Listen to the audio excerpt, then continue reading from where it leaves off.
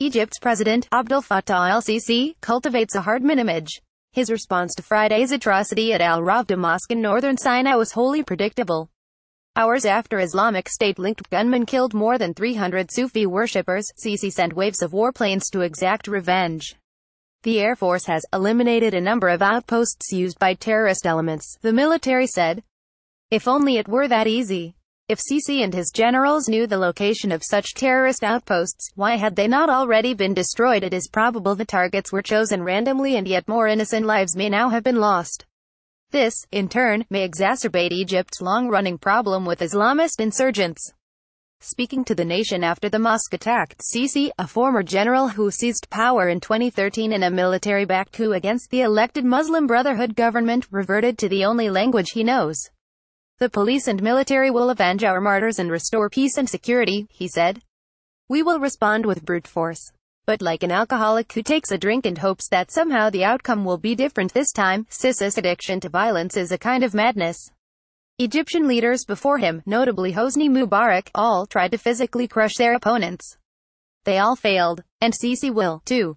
In the 1990s, before al-Qaeda and ISIS emerged, Islamist extremists tried to weaken Mubarak's autocratic regime by targeting security forces, the Coptic Christian minority, and Western tourists in Luxor. The official response, notably in underdeveloped Upper Egypt, was mass arrests, shoot-to-kill orders, torture and a scorched earth policy.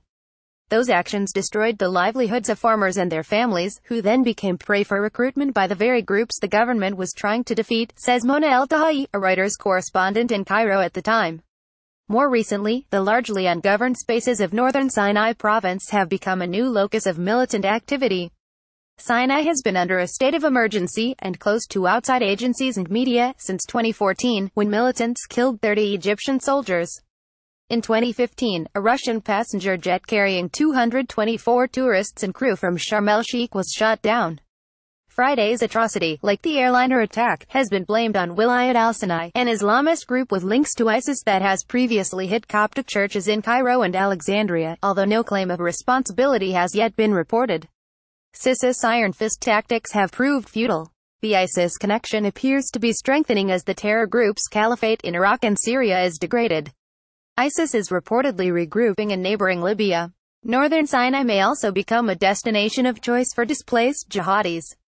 Unlike al-Qaeda, which generally eschews civilian targets, Wilayat appears bent on maximum mayhem.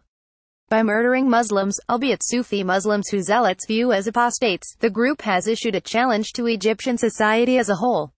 Such lethal recklessness could eventually prove Wilayat and ISIS's undoing, by alienating ordinary Egyptians and people in similarly impacted Arab countries. But Sisi's unthinking return violence could have the opposite effect, leading to further unchecked escalation. Long experience shows that more killings, repression and dictatorial rule are not the answer for Egypt, any more than for other post-Arab Spring countries. Egypt under Sisi has become a black hole for human rights and democratic governance. Yet the US and Britain turn a blind eye, while a bloodthirsty Donald Trump tweets demands for revenge. Until the state rejects systemic violence as a form of policy, the violence of non-state actors will persist and grow. That's a hard lesson for a hard man like Sisi.